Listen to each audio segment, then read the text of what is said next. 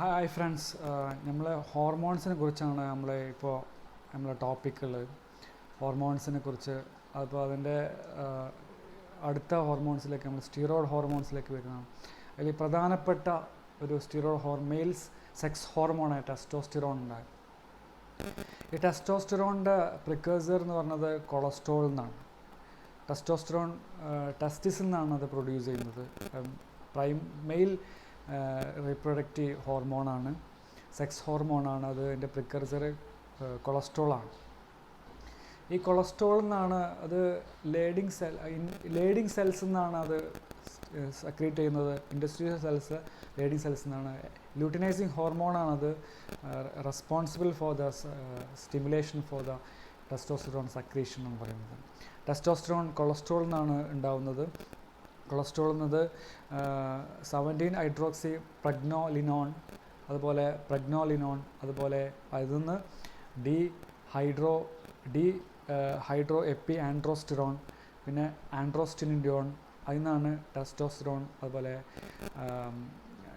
Dihydro testosterone 5-ആൽഫ റിഡക്റ്റേഴ്സ് വഴി ഉണ്ടാകുന്നത്.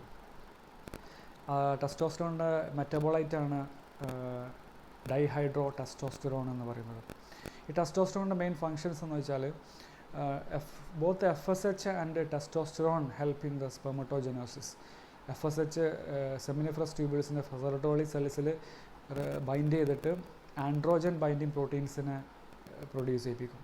ഈ ആൻഡ്രോജൻ ബൈൻഡിങ് പ്രോട്ടീൻസ് അതിൻ്റെ ആൻഡ്രോജൻ റിസപ്റ്റേഴ്സിൽ പോയിട്ടാണ് ഹൈ കോൺസെൻട്രേഷൻ ഓഫ് ടെസ്റ്റോസ്റ്റിറോൺസും ഇതേ സെയിം ടെസ്റ്റിക്കിൾസിൽ പോയിട്ട് അവിടെ ഒരു ടെസ്റ്റോസ്റ്റിറോണിൻ്റെ കോൺസെൻട്രേഷൻ കൂട്ടുകയും ചെയ്യുന്നു. അതുപോലെ ഫ്രീ ടെസ്റ്റോസ്റ്റിറോൺ ഉണ്ട്. ഫ്രീ ടെസ്റ്റോസ്റ്റിറോൺ എന്ന് പറഞ്ഞാൽ അതിൻ്റെ ടാർഗറ്റ് റിസപ്റ്റേഴ്സിൽ പോയി ബൈൻഡ് ചെയ്യും, either by androgen receptors or they reduce to dihydrotestosterone by five alpha reductase. ഈ 5-ആൽഫ റിഡക്റ്റേഴ്സിൻ്റെ ഡെഫിഷ്യൻസി ഉണ്ടെങ്കിൽ ഫീമെയിൽസിൽ ഫോർമേഷൻ ഓഫ് ടെസ്റ്റിക്കിൾസ് എന്നൊരു അവസ്ഥയൊക്കെ ഉണ്ടാവാൻ സാധ്യതയുണ്ട്. പിന്നെ മെയിൻലി ആണുങ്ങളിൽ ഏറ്റവും ഗ്രേറ്റർ എമൗണ്ട് ഓഫ് ടെസ്റ്റോസ്റ്റിറോണിൽ ലെസ് എമൗണ്ട് ഓഫ് ഫീമെയിൽസിലുള്ളത്.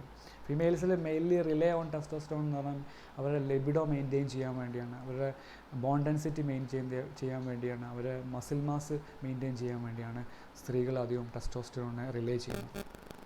ആണുങ്ങളിതിൽ ടെസ്റ്റോസ്റ്റിറോണിൻ്റെ മെയിൻ കാരണം അത് മസ്കുലൈൻ ഫീച്ചേഴ്സാണ്. അതിൻ്റെ ഡീപ്പനിങ് ഓഫ് വോയിസ്, അതുപോലെ ഫേഷ്യൽ ഹെയർസ്, ആക്സില്ല, പ്യൂബിക് ഹെയർസ് ഒക്കെ ഉണ്ടാവുന്നതിനും ആണ് ടെസ്റ്റോസ്റ്റിറോൺ മെയിനായിട്ട്.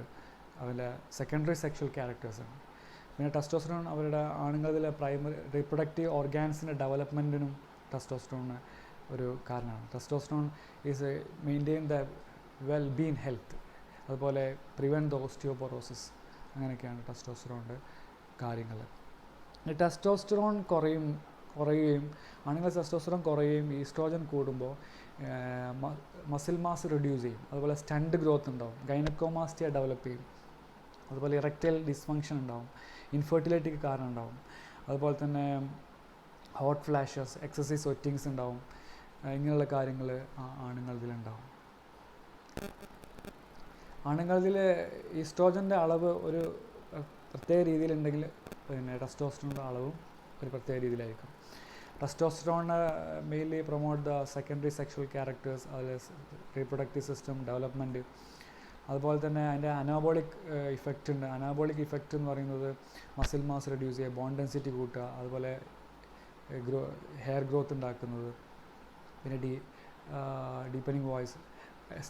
അനാബോളിക് ഇഫക്റ്റ് എന്ന് പറഞ്ഞാൽ ടെസ്റ്റോസ്റ്റിറോണിൻ്റെ ഡീപ്പനിങ് ഓഫ് വോയിസ്, അതുപോലെ പിബിക് ഹെയർ, അതുപോലെ facial hair, beard, facial growth, അങ്ങനെ ഫേഷ്യൽ ഹെയർ ഗ്രോത്ത് ഒക്കെ ഉണ്ടാകുന്നത് ടെസ്റ്റോസ്റ്റിറോണിൻ്റെ മറ്റൊരു ഇതാണ്.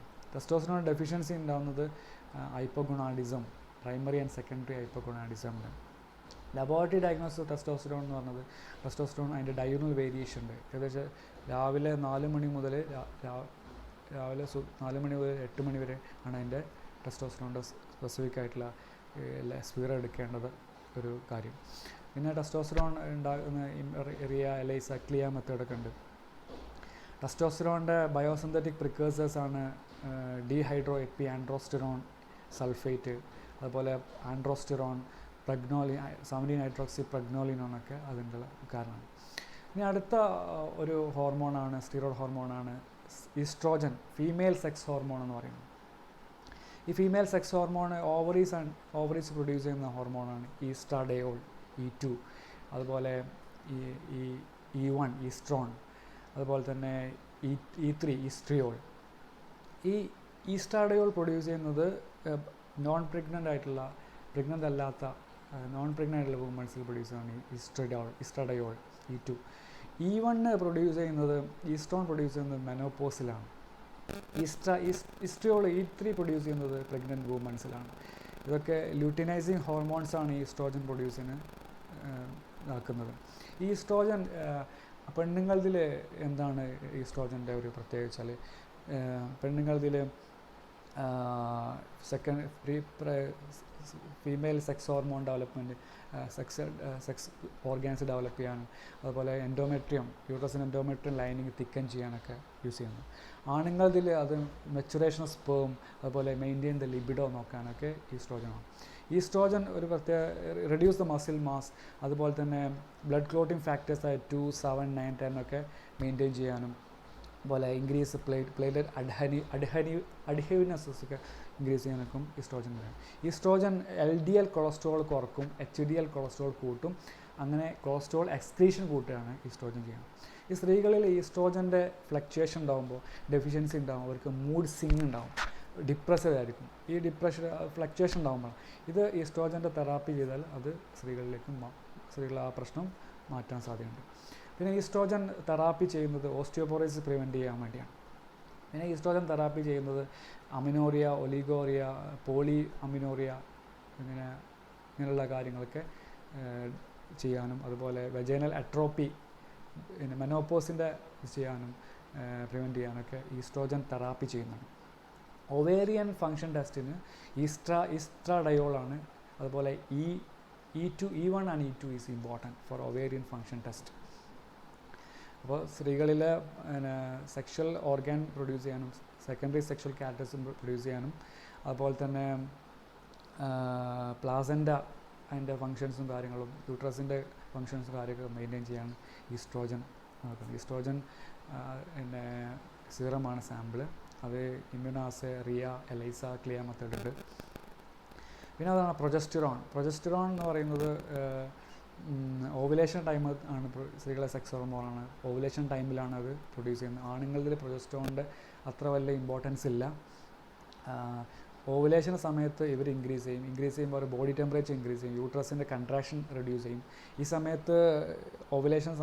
സമയത്ത് ഫെർട്ടിലൈസിങ് നടക്കുമ്പോൾ വളരെ എളുപ്പത്തിൽ ഫെർട്ടിലൈസ് നമ്മൾ കാണാൻ, സ്പേമിന് ആ യൂട്രസിലൂടെ അല്ലെങ്കിൽ സെർവിക്സിലൂടെ ഒക്കെ പോകാനും യൂട്രസിലേക്ക് എത്താൻ വളരെ എളുപ്പമാണ് ആ സമയം. പിന്നെ പ്രഗ്നൻ്റ് ആയിക്കഴിഞ്ഞാൽ പിന്നെ കുറച്ച് 8th വീക്ക് ഗസ്റ്റേഷനിൽ പിന്നെ പ്രൊജസ്റ്റിറോൺ പ്ലാസൻ്റയാണ് സെക്രേറ്റ് ചെയ്യുന്നത്. പ്ലാസൻ്റയിൽ വരെയാണ് പിന്നെ കാര്യങ്ങൾ നടക്കുന്നത്. ഇനി അഥവാ പ്രഗ്നൻ്റ് ആയില്ലെങ്കിൽ ഈ പ്രൊജസ്റ്റിറോണും ഈസ്ട്രോജനും അതുപോലെ യൂട്രസിൻ്റെ ലൈനിങ്സ്, എൻഡോമെട്രിക് ഒന്നായിട്ട് ഷെഡ് ചെയ്യാം. അതിനാണ് മെൻസ്ട്രുവേഷൻ എന്ന് പറയുന്നത്, മെൻസ്ട്രൽ പീരീഡ് എന്നൊക്കെ പറയുന്നത്. ഈ പ്രൊജസ്റ്റിറോൺ സ്ത്രീകളിൽ പിന്നെ ഇമ്മ്യൂണിറ്റി കൂട്ടും, അവരിലെ ഇൻഫെക്ഷനെ കുറക്കും, അവരുടെ ബ്ലീഡിങ് ക്ലോട്ടിങ് ഫാക്ടേഴ്സിനെ വളരെ ഇതാക്കും, കൊളാജൻ ഇൻക്രീസ് ചെയ്യും. അങ്ങനെ അവരുടെ സ്കിന്ന് വളരെയധികം ഫ്ലഷ് ആയിരിക്കും. അതിന് ആൻറ്റി ഏജിങ് ആണ് പ്രൊജസ്റ്റിറോൺ എന്ന് പറയുന്നത്. പിന്നെ അവരിലെ ക്ലോട്ടിങ് ഫാക്ടേഴ്സൊക്കെ മെയിൻറ്റെയിൻ ചെയ്യും. അതുപോലെ തന്നെ ഈ പ്രൊജസ്റ്റിറോണും പ്രൊജസ്റ്റിറോണും സ്ത്രീകൾ മെനോപോസ് ആയ സമയത്ത് അവർക്ക് കുറയുമ്പോൾ ഇവരുടെ സ്കിൻസൊക്കെ റിങ്കിൾ ചെയ്യാൻ തുടങ്ങും, ഏജ് ചെയ്യാൻ തുടങ്ങും. കാരണം കൊളാജൻ നഷ്ടപ്പെടുന്നതുകൊണ്ടാണ്. ഈ സമയത്ത് ഇതിനൊക്കെ പ്രിവെൻറ്റ് ചെയ്യാൻ ഓസ്റ്റിയോപോറോസിസ് ഉണ്ടാവും. ഇതിനൊക്കെ പ്രിവെൻറ്റ് ചെയ്യുന്നതിന് നമ്മൾ ഈ progesterone replacement therapy, oestrogen replacement therapy എന്നൊക്കെ പറയുന്നത്. പിന്നെ അതിൽ വലിയൊരു ഘടകമാണ് നമ്മുടെ ബീറ്റ HCG, ബീറ്റ ഹ്യൂമൻ ഗോണഡോട്രോഫിൻ എന്ന ഹോർമോൺ. ഇതാണ് സാധാരണ പ്രഗ്നൻ്റ് ലേഡികളാണെന്നുണ്ടെങ്കിൽ യൂറിനിലാണ് ആദ്യമായിട്ട് ഏർലി ഡിറ്റക്റ്റ് ചെയ്യുക ബീറ്റ HCG. അവരുടെ മെൻസ്ട്രേഷൻ പീരീഡ് തെറ്റിക്കഴിഞ്ഞാൽ ഫസ്റ്റ് വീക്കിൽ യൂറിനിൽ ഈ ബീറ്റ HCG അപ്പിയർ ചെയ്യും. അങ്ങനെ പോസിറ്റീവ് ആണെങ്കിൽ നമ്മൾ UPT കാർഡ് ടെസ്റ്റ് ചെയ്യുക ചെയ്യും. അങ്ങനെ അത് കഴിഞ്ഞിട്ടാണ് പിന്നെ UPT beta HCG 9th days of conception, pregnant ആയി കഴിഞ്ഞ 9th daysലാണ് ഈ ബീറ്റ HCG ബ്ലഡിൽ കാണുകയും ചെയ്യാം. ബീറ്റ HCG അതിൻ്റെ utmost 7th and 12th weeks of gestation വരെ വളരെ ഹൈ ആയിട്ട് കാണിക്കും, പിന്നെ അത് ഡിക്ലൈൻ ചെയ്യുക ചെയ്യും. ബീറ്റ HCG ആദ്യം കോർപ്പസ് ലൂട്ടിയം പ്രൊഡ്യൂസ് ചെയ്യാൻ തുടങ്ങും, പിന്നെ അത് കഴിഞ്ഞ് 7th 8th ഗസ്റ്റേഷനിലാകുമ്പോൾ അത് പ്ലാസൻ്റെയാണ് ബീറ്റ HCG പ്രൊഡ്യൂസ് ചെയ്യാൻ തുടങ്ങുക for further supporting the pregnancy. ഈ ബീറ്റ HCG മെയിനായിട്ട് management and maintenance of the detection for the chorio vesicular mole as well as hydatidiform mole as well as choriocarcinoma. Excellent tumour മാർക്കറാണ് അത്.